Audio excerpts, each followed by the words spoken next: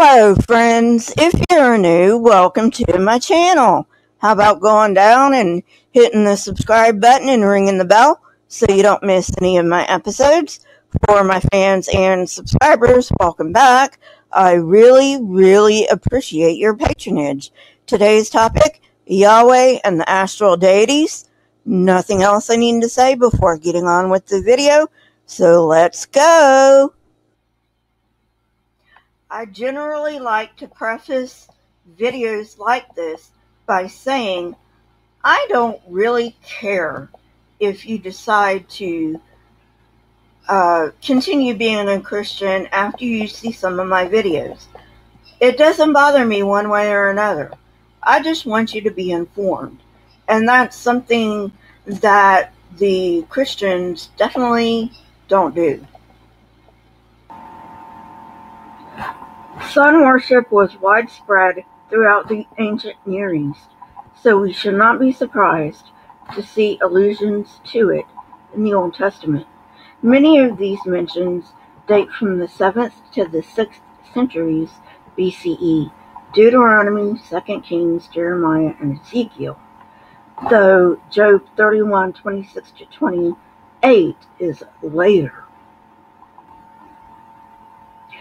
While it is conceivable that Israel borrowed their sun cult from the Assyrians, several lines of evidence point to Israel's sun cult being Canaanite in origin.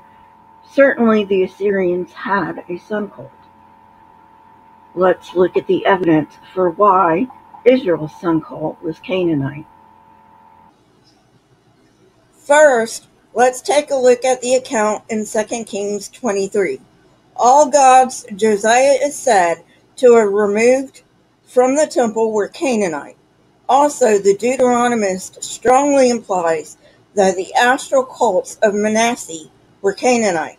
2 Kings 21:2-3, as well as the other deities mentioned being Canaanite. Place names also suggest the importance of the sun cult to the Canaanites, the most famous of which is Beth Shemesh, literally house of the sun, that was on the northern border of Judah, Joshua 15:10, and supposedly given to the Levites. Why would God give his priestly class Beth Shemesh? There was also an Ir-Shemesh, city of the sun, supposedly given to Dan, Joshua 19:41, and Harharez, mountain of the sun, Judges 1:35. Two other sites in Palestine bore the name Beth Shemesh, one in Issachar, Joshua 19:22, and Naphtali, Joshua 19:38. So we can see that the sun cult was very important in the land of Canaan. So I have a question for the Christians, and this is just a thought question, just something to provoke you into thinking. If Israel settled the land after conquering it in the name of Yahweh, why was Yahweh supposedly a jealous God,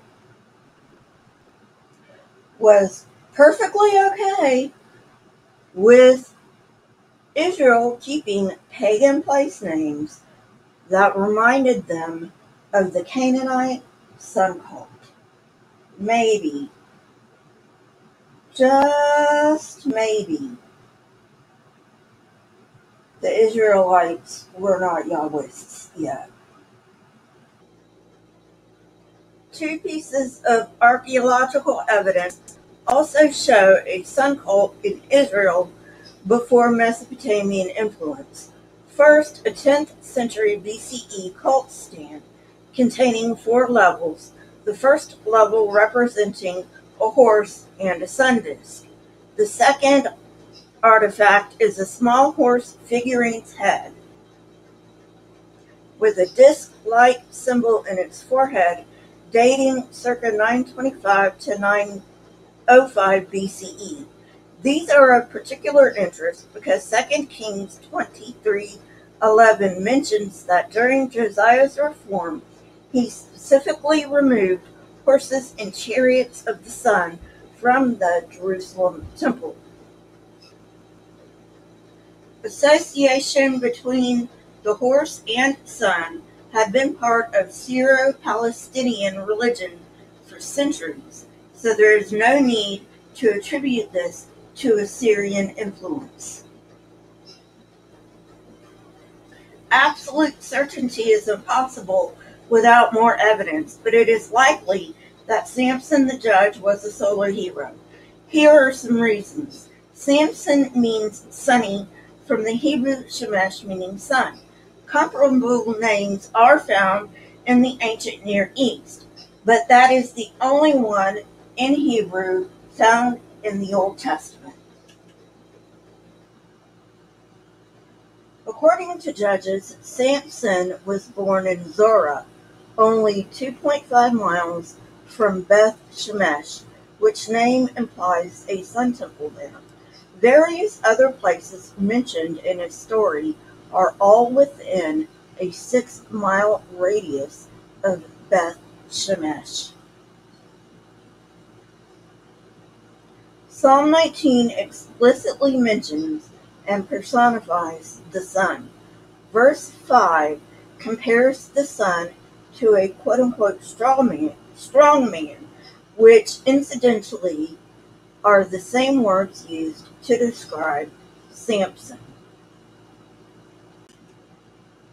Samson's hair embodies his strength, which he loses to Delilah, which suggests the Hebrew word for night, which is Lila, Layla. In addition, the sun's rays are often represented as hair. Alone, these arguments don't amount to much, but taken together, a case can be made. Moon worship is not mentioned as much, although the Deuteronomist does note it, and it is mentioned in passing in other scriptures. As with sun worship, place names do give some evidence to the moon cult, which was prevalent in 13th century BCE Hazor. Within a temple in Hazor, a statue with a crescent on its chest, probably the god, was found.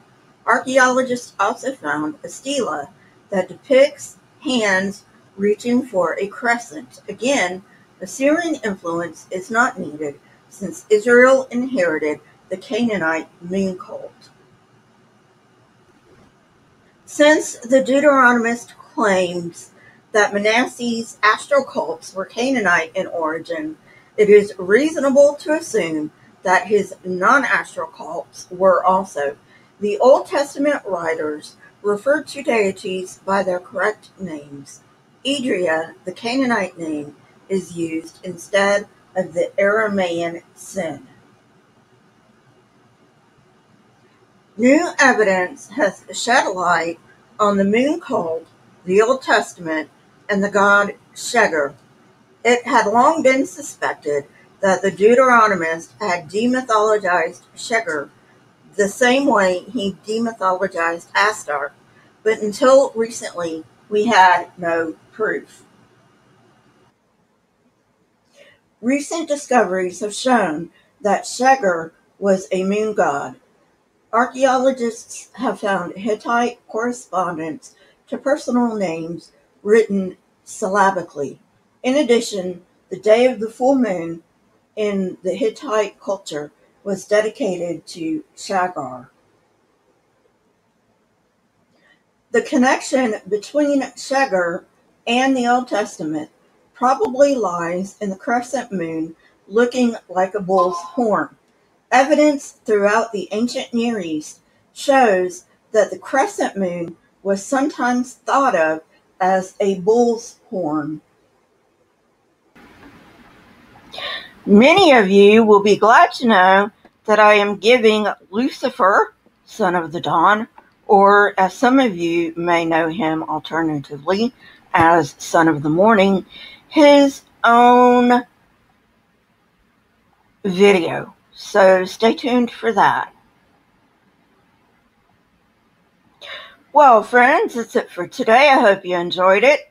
If you did, hit that like button, press the subscribe button, and if you want to know when I come out with new videos, hit the bell next to the subscribe button. My Twitter, Discord, email, and PayPal links are in the description, along with the source that I used for this video. If you wish to contact me, best way is Twitter, second best is email. Also, please leave comments in the comment section.